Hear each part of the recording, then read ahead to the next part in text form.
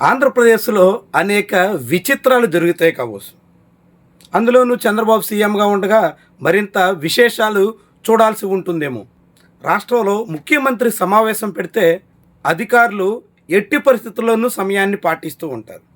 CM అంటే స్టేట్కి హెడ్గా ఆయన నిర్వహించే అన్ని సమావేశాలకి సకాలంలో హాజరవుతూ ఉంటారు. సంబంధిత అధికారులు ఎవరు తగిన సమాచారం లేకుండా గైర్హాజరయ్యే పరిస్థితి ఉండదు. ఇది ఇంతకాలంగా అందరికీ తెలిసినటువంటి విషయం. కానీ జస్ట్ ఫర్ ఏ చేంజ్ అన్నట్టు చంద్రబాబు పాలనలో అందుకు విరుద్ధం. నేరుగా ముఖ్యమంత్రి ఏర్పాటు చేసిన సమావేశానికి అధికారులే సకాలంలో హాజరైన సందర్భాలు కనిపించట్లేదు. ఏకంగా క్యాబినెట్ భేటీకి కూడా చాలామంది సెక్రటరీలు డుమ్మా కొట్టేశారు. సెక్రటరీస్ ఇన్ టైంలో రాకపోవడంతో సీఎం చిరుబుర్రులాడాల్సి వచ్చింది. నేరుగా సీఎం స్పెషల్ సెక్రటరీగా ఉన్న విజయానందని పిలిచి సమాచారం సక్రమంగా ఇవ్వలేదా అని ప్రశ్నించే పరిస్థితి వచ్చింది. తామందరికీ సమాచారం ఇచ్చామని అయినా అధికారులే ఇన్ టైంలో రాలేదని స్పెషల్ చీఫ్ సెక్రటరీ సమాధానం ఇవ్వాల్సిన పరిస్థితి వచ్చిందంటే రాష్ట్రంలో ఏ తీరున పాలన ఉందో ఇట్టే అర్థమవుతుంది.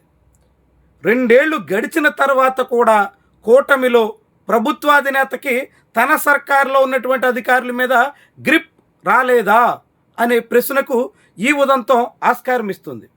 తాజాగా వెలగపూడి సచివాలయంలో జరిగిన కేబినెట్ సమావేశంలో మంత్రులు వచ్చారు, ముఖ్యమంత్రి వచ్చారు, చీఫ్ సెక్రటరీ వచ్చారు. కానీ సంబంధిత డిపార్ట్మెంట్కి సంబంధించినటువంటి సెక్రటరీస్ మాత్రం గైర్హాజరయ్యారు. చాలా విశేషం. రావాల్సినటువంటి సమయానికి రాకుండా నచ్చిన సమయానికి వచ్చి ముఖం చూపించి వెళ్ళిపోయే దిశలో అధికారుల తీరు కనిపిస్తుంది. ఇంధన శాఖ గురించి కేంద్ర ప్రభుత్వం ఇచ్చినటువంటి పొదుపు పిలుపు గురించి చర్చించాలి అని సీఎం భావించారు. కానీ సంబంధిత అధికారులు అక్కడ క్యాబినెట్లో కనిపిస్తే ఒట్టు. దీంతో ముఖ్యమంత్రి తీవ్ర అసహనాన్ని ప్రదర్శించక తప్పని పరిస్థితి వచ్చింది. అంటే ఈ ముఖ్యమంత్రి చంద్రబాబు నాయుడు విజనరీ అని, పాలనాధ్యక్షుడని, ఆయనకి పరిపాలన మీద పూర్తి గ్రిప్ ఉంటుందని ఆశిస్తే ఇప్పుడు పరిస్థితులు పూర్తి భిన్నంగా ఉన్నట్టు చెప్పాల్సి ఉంటుంది. ఆయన కేబినెట్ సమావేశాలకి మంత్రులు ఒక్కొక్కసారి అయితే 6 మంది వరకు కూడా గైర్హాజరైపోయినటువంటి సందర్భాలు ఉన్నాయి. ఇప్పుడు అధికారులు ఇన్ టైంలో రాకుండా ముఖం చాటేసిన పరిస్థితి చూస్తున్నాం. ఇలా మొత్తం మంత్రులు మాట వినరు, అధికారులు బేఖాతరు చేస్తారు. ఇలా ముఖ్యమంత్రిని ఇంకెవరు గౌరవిస్తారు అనేటువంటి ప్రశ్న ఉదయిస్తోంది. రాష్ట్రంలో ముఖ్యమంత్రికి అధికారులే గౌరవం ఇవ్వకపోతే ఇంకెలా అనేటువంటి అనుమానం కూడా కలుగుతోంది. మరి ఇదే పరిస్థితి ఎందుకు వస్తుంది? ఇలా పదే పదే ఎందుకు జరుగుతుంది? అధికారులు నేరుగా ప్రభుత్వ పెద్దను కూడా ఏమాత్రం లెక్క చేయనితనం ఎందుకు పెరుగుతుంది? అయినా అధికారులు ఏమీ చేయలేని నిస్సహాయ స్థితిలో చంద్రబాబు ఎందుకు మిగిలిపోతున్నారు? ఇవన్నీ తీవ్రమైనటువంటి ఆలోచన రేకెత్తిచ్చే ప్రశ్నలు. ప్రస్తుతం రాష్ట్రంలో 3 అధికార కేంద్రాలు ఉన్నాయి అనే మాట వినిపిస్తోంది. అన్నిటికన్నా మించి నారా లోకేష్ కీలకమైనటువంటి పాత్ర పోషిస్తున్నారు అనే అభిప్రాయం ఉంది.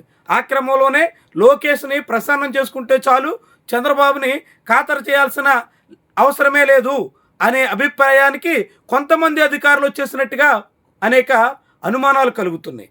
ఆ క్రమంలోనే ముఖ్యమంత్రి ఏర్పాటు చేసిన క్యాబినెట్ భేటీకి ముందుగా నారా లోకేష్ నిర్వహిస్తున్న బ్రేక్ఫాస్ట్ సమావేశాలకే అంతా ప్రాధాన్యత ఇస్తున్నట్టుగా చాలామందే భావిస్తున్నారు. అందుకే అధికారులు చంద్రబాబుని కనీసంగా కూడా పరిగణలో తీసుకోవట్లేదని, క్యాబినెట్ భేటీకి కూడా ఇన్ టైంలో రావట్లేదని, చంద్రబాబు తీవ్ర అసహనాన్ని ప్రదర్శించక తప్పని పరిస్థితి క్యాబినెట్లోనే ఏర్పడుతుందని అనేక మంది అనుకోవలసిన పరిస్థితి దాపురిస్తుంది. ఇది చాలా తీవ్రమైనటువంటి సమస్య. చంద్రబాబుకి ఈ ప్రభుత్వం మీద ఎక్కడా పట్టు లేదనడానికి తార్కాణంగా కనిపిస్తున్నటువంటి అంశం. మరి ఇలా ఈ పరిస్థితి ఎన్నాళ్ళు?